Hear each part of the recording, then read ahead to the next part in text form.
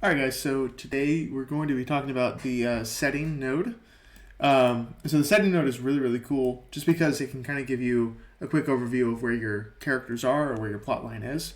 So here I've made a couple of different nodes. So I have a plot point, a scene, and a plot point. So this is kind of like something that develops. It could end in several different ways. You could have a scene here. Or actually, this is going to not be connected. I'm going to connect plot point to plot point like this, so that way it leads to or escalates to, you can choose the connection there. So if you watch the other videos, you know what plot points are, you know what scenes are. So here we're going to have like a scene in this. This plot point basically says, the adventurers meet, but where are they meeting? And so you can come over here and we have settings over here. And so we have a couple of default settings, but just keep in mind that all of these are editable. So you can use one of the default settings and then just change it. So let's say the adventurers are meeting in a tavern. So this is going to be preloaded with a bunch of stuff. You can come in and edit it. You can add in like prompts. You can add in story dates. So like, what is the date? So it's just a lot of information to keep you organized on like where your story is. And so what I'll do is I simply will just connect this plot point here to this side. I'll say, it's appears in or involves, or, there's a bunch of different options.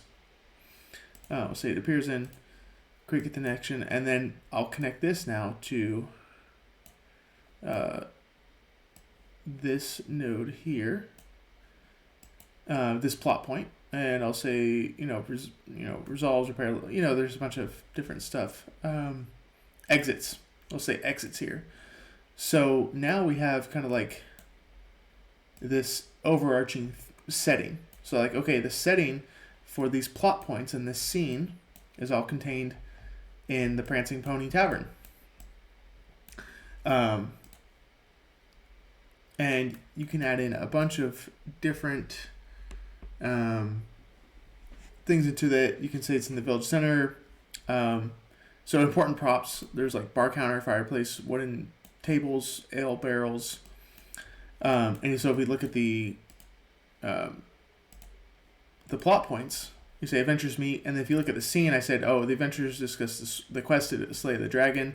And then this plot point, I just say it's a bar fight and they escape without paying, something kind of funny. And you could say, this has significance because someone at the bar recognizes one of the group who has a bounty on their head.